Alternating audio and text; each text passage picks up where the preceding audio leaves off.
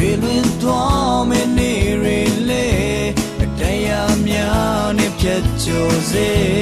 ပြန်လာခဲ့ဖို့တင်ပြီးမို့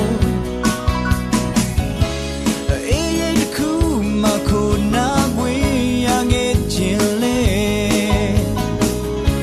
အေးမြရဲ့ဘယ်မှာရှိမလဲတကယ်ဆို